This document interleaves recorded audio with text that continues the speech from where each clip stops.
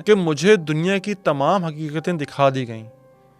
इससे बज़ाहिर ऐसा लग रहा था कि जैसे हज़रत इदरीस अलैहिस्सलाम को पहले भी आसमानों की मेराज होती रही है, और उस मेराज के दौरान बकौल उनके या इस किताब के उन्हें वो टैबलेट्स दिखा दिए गए या उन्होंने देख लिए कि जिसमें दुनिया की तमाम हकीकतें या आने वाले वाक़यात लिखे हुए थे। और जब ये किताब आप मज़ीद आगे पढ़ते हैं तो गाहे बगाहे आपको पेशनगोइयाँ मिलती हैं फ्यूचर के हवाले से, और बाज़ औक़ात आपको ऐसा महसूस होता है कि जैसे ये हज़रत इदरीस अलैहिस्सलाम नहीं बल्कि कोई तीसरा शख्स है जो बैठा हुआ ये किताब लिख रहा है, जो बहुत सारे ज़माने देख रहा है। इस वीडियो के आगे जाके मैं आपको उसकी एक बहुत ही एक मजबूत वजह बताऊंगा कि वो क्या हो सकती है। लेकिन शुरू करते हैं वॉचर्स से। दी वॉचर्स दरअसल ऐसे फरिश्ते थे या ऐसे मुहाफिज थे जो इंसानों के ऊपर मुकर्रर किए गए थे, और ये वो दौर था जब काबिल अपने कुंबे के साथ पहाड़ियों से नीचे उतर आया था, और जहाँ गुनाह की महफिलें लगती थीं, जना था और जो भी गलत काम होता था वो किया जा सकता था। लेकिन इस वक्त तक दुनिया में शिरक नहीं आया था, यानी कि बुत परस्ती उस वक्त तक दुनिया में नहीं आई थी, बस गुनाहों का अरूज हो चुका था। तो जब ये वॉचर्स ये देखते थे कि इंसान इस तरह की हरकतें करते हैं तो बड़े हैरान होते थे और कहते थे कैसी मखलूक अल्लाह पाक ने बनाई है जो इतने गुनाह करते हैं, ऐसा कौन कर सकता है सब कुछ जानते बूझते, जबकि पता भी है हज़रत आदम अलैहिस्सलाम दुनिया में मौजूद हैं और फिर भी इतने गुनाह इनसे सरजद होते हैं। तो यहाँ कहा जाता है कि इनके सरबराह ने अल्लाह से गुजारिश की कि हमें इन इंसानों में भेजा जाए ताकि हम इनको सीधा कर सकें, इनको बता सकें किस तरह से चीज़ें बेहतर होती हैं और क्या चीज़ें करनी चाहिए, क्या चीज़ें नहीं करनी चाहिए। तो जवाबन अल्लाह पाक ने कहा कि मैंने इंसान को फ्लैश के साथ लस्ट दे के भेजा है, नफ्स दे के भेजा है, इसलिए वो गुनाह करता है, इसलिए वहाँ उसका पाकबाज रहना मुश्किल होता है। तो ये बातें फरिश्तों को समझ नहीं है कि कैसे कोई खुदा की नाफरमानी कर सकता है। तो कहा जाता है इस किताब के मुताबिक कि फिर अल्लाह पाक ने इंसानी नफ्स दे के उन फरिश्तों को नीचे ज़मीन पे भेजा। ये कोई 20-21 फरिश्ते या मुहाफिज थे।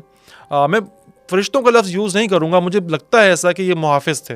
आप जिन्नात में से कर सकते हैं, किसी और मखलूक में से कर सकते हैं, पर ये 20-21 लोग नीचे आए ज़मीन पर, इन्हें फॉलन एंजल्स कहा जाता है। और इन 21 के साथ फिर जो मजीद कोई 200 के करीब थे जो इनके अंडर काम करने वाले थे, वो भी ज़मीन पे आए। वो कहा जाता है इस किताब के मुताबिक कि जब वो ज़मीन पे आए, इंसानों के साथ रहना शुरू किया, शुरू में तो बड़े उन्होंने अच्छे मैसेजेस दिए, लेकिन वो आशिक हो गए इंसानी ख़वातीन पे, और इन ख़वातीन के से ना सिर्फ आशिक हुए बल्कि इनसे शादियाँ की, इनसे जोड़े पैदा किए, इनसे बच्चे पैदा किए। और वो जो बच्चे थे वो कहलाए जायंट्स या फिर नेफिलिम।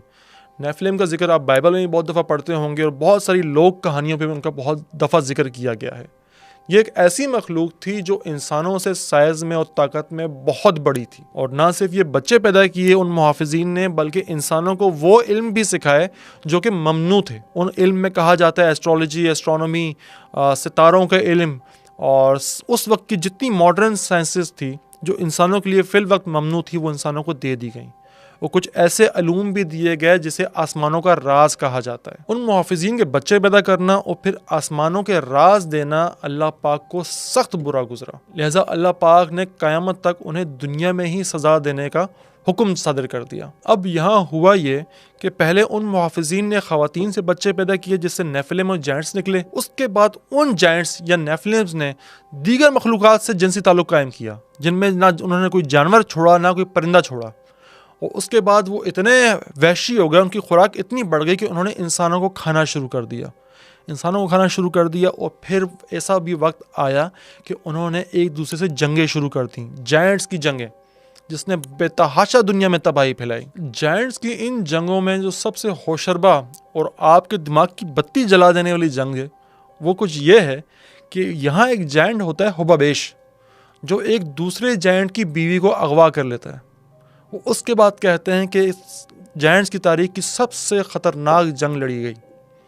अब इस वाक़ये को आप हालिया दौर में किस मज़हब या किस किस्से कहानी से मिलाते हैं, ये आपकी सवाबदीद पे है। अब आप ख़ुद सोचें कि आपके दिमाग में ऐसी कौन सी बड़ी जंग आती है जो किसी की बीवी के किडनैप से शुरू हुई थी, और वो मुहाफिजीन जो इस सब के आगाज़ का बाइस बने, जो शामिल थे इस साजिश के कि दुनिया में जाना है, औरतों से बच्चे पैदा करना है। उनके सरबराह का नाम समलाजाज था, जबकि उसके साथ शामिल थे इसमें अराकल्बा, रमील, कोकाबेल, तामलेल, रामलेल, दानेल, इज़ेकियल, बराकिजाल, असाइल, अरमारोस, बरतारेल, अनानेल, जकलील, समसपील, सतरेल, तुरेल, जोमजाइल, सरियल। अब ये सरबराह थे और इनके नीचे 200 इनके मातहत फौजी थे।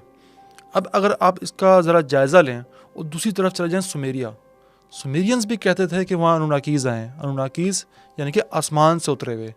उनके नीचे भी माताएं 2 फौजें थीं, एक को गिगी कहा गया और एक को अनुना कहा गया। कहानी मिलती है कि नहीं मिलती कि एक तरफ हमें बताया जाता है बुक ऑफ इनॉक में कि भाई आसमानों से जो उतरे उन्होंने इल्म सिखाया, हथियार बनाना सिखाए, ज़राअत सिखाई, आसमानों के राज दिए, सितारों के राज दिए। दूसरी जानिब अगर हम सुमेरियन तहजीब पढ़ते हैं तो वहाँ पता चलता है कि वहाँ से भी जो आसमानों से उतरे थे अनुनाकीज, उन्होंने आपको ज़राअत दी, ज़ुबान दी, कलम दिया, कागज़ दिया, सितारों का इल्म सिखाया, यानी वो इल्म सिखाया जो दुनिया के नहीं थे, आसमानों के थे। तो यहाँ कहानी कितनी मिलती जुलती है। और जब आप बुक ऑफ इनॉक का मज़ीद मुताला करते हैं तो आपको पता चलता है कि यहाँ एक पूरा चैप्टर है हज़रत नूह अलैहिस्सलाम पे। और हज़रत नूह अलैहिस्सलाम के बारे में कहा जाता है कि जब इनकी पैदाइश हुई तो इनके जो वालिद थे लामिक, वो भाग के गए अपने वालिद के पास, मेथुसेला के पास। और मेथुसेला कौन थे? ये हज़रत इदरीस अलैहिस्सलाम के बेटे थे। लामिक इसलिए भाग के मेथुसेला के पास गए कि उन्हें यकीन नहीं आ रहा था कि ये इंसान की ही औलाद है जो मुझसे पैदा हुई है। कि हज़रत नूह अलैहिस्सलाम बहुत खूबसूरत थे। इनकी आंखें जब खुलीं तो कमरा पूरा रोशन हो गया, जैसे सूरज हैं इनकी आंखें। जिस तरह तमसील बयान की गई है बुक ऑफ इनॉक में कि हज़रत नूह अलैहिस्सलाम के नूर की तरह बाल थे, सूरज की तरह आंखें थीं और बहुत खूबसूरत थे। जब दाई ने अपने बाजू पे उठाया तो इनके वालिद खौफ में मुब्तला हो गए। और यहाँ से ये किताब एक बहुत ही इंटरेस्टिंग मोड़ ले लेती है। यहाँ आपको ऐसा लगता है कि जैसे हज़रत इदरीस अलैहिस्सलाम इस दुनिया से जा चुके हैं और अपने बेटे के बुलाने पे ज़मीन पे वापस आते हैं। क्यों? क्योंकि बार बार जिक्र किया गया कि मेथुसेला मुझसे मिलने दुनिया के किनारे पे आया। इस किताब में 12 लिखा हुआ है कि हज़रत इदरीस अलैहिस्सलाम से जिसकी बात मुलाकात हुई वो दुनिया के किनारे पे हुई, जहाँ दुनिया का इख्तिताम होता है। और ये बात हम जानते हैं कि दुनिया के किनारे से अक्सर मुराद होती है साहिल समंदर, जहाँ खुश्की ख़त्म हो रही होती है और समंदर शुरू हो रहा होता है। खैर, जब वहाँ मुलाकात हुई मेथुसेला की हज़रत इदरीस अलैहिस्सलाम से, तो हज़रत इदरीस अलैहिस्सलाम को अपना सारा किस्सा बताया उन्होंने कि किस तरह मेरे बेटे लामिक के घर एक बेटा पैदा हुआ है और वो इस तरह से पुरनूर है, उसकी आंखें सूरज की मानंद हैं, और मेरा बेटा शक में मुब्तला हो गया कि कहीं खुदा ना ख्वास्ता ये कोई और मखलूक तो नहीं। तो इस पे जवाब दिया हज़रत इदरीस अलैहिस्सलाम ने कि अल्लाह का नेक बंदा तुम्हारे घर में पैदा हुआ है और ये दुनिया को एक बहुत बड़ी तबाही से बचाएगा। और बहुत सारी दीगर बशारतें भी थीं, जिसे सुनकर मेथुसेला बहुत पुरसुकून हो गया और ये सब बातें जाके लामिक को बताईं। और लामिक ने फिर हज़रत नूह अलैहिस्सलाम की बहुत अच्छे से परवरिश की। और ये भी आपको याद रहे कि हज़रत नूह अलैहिस्सलाम वो पहले पैगम्बर हैं कि जिनके दौर में बुत परस्ती शुरू हुई। हज़रत इदरीस अलैहिस्सलाम के जाने के बाद उनके जो सहाबी थे पहले उनके बुत बनाए गए, फिर उसका कला कुमा करने के हज़रत नूह अलैहिस्सलाम आए। और कहा जाता है कि कम से कम 200 से 300 साल का फासला है हज़रत नूह अलैहिस्सलाम और हज़रत इदरीस अलैहिस्सलाम के दौरान, कि जब कोई पैगम्बर नहीं आया था दुनिया में। उसके बाद हज़रत नूह अलैहिस्सलाम आए जब बुत परस्ती फैल चुकी थी और गुनाह का इतना अरूज था कि लोग खुदा को बिल्कुल ही भूल चुके थे। हज़रत नूह अलैहिस्सलाम ने 950 साल तबलीग की, हालांकि 1050 उनकी उम्र थी। 950 साल तबलीग करने के बाद महज 50 से 60 लोग, वो भी कहा जाता है कमज़ोर और नदार लोग थे, जो हज़रत नूह अलैहिस्सलाम के साथ शामिल हुए। बाकी सब ने इनकार कर दिया। और इस किताब बुक ऑफ इनॉक में एक बड़ी इंटरेस्टिंग चीज़ बताई जाती है कि एक तरफ तो हज़रत नूह अलैहिस्सलाम की जो आवाम थी वो गुनाहों में पड़ी हुई थी, दूसरी जानिब जो जायंट्स थे, नेफिलिम थे, उन्होंने तबाही मचाई हुई थी दुनिया के दूसरे किनारे पे। बाज़ जगह कहा गया नॉर्थ में, बाज़ जगह कहा गया वेस्ट में, जहाँ पे इन्होंने अपने पूरे ठिकाने बना लिए थे और वहाँ ना कोई जानवर इनसे महफूज था, ना कोई इंसान इनसे महफूज था।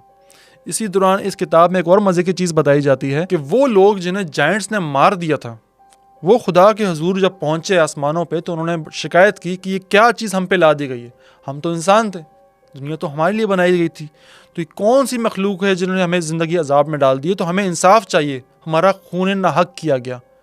तो यहाँ पे फिर फैसला कर लिया गया आसमानों पे कि अब इनको मज़ीद छूट नहीं दी जाएगी, नेफिलिम्स या जायंट्स का कला कुमा किया जाएगा। और यहाँ एक जगह हज़रत इदरीस अलैहिस्सलाम एक प्रोफेसी बयान कर रहे हैं कि ये जो बच्चा पैदा हुआ है हज़रत नूह अलैहिस्सलाम, यही इनका कला कुमा करेगा और यही इनका सत्यानाश करेगा। और ये चीज़ मैंने टैबलेट्स में पढ़ ली है। यानी कि इस किताब की ना तरतीब बहुत ही डिफरेंट तरह की है।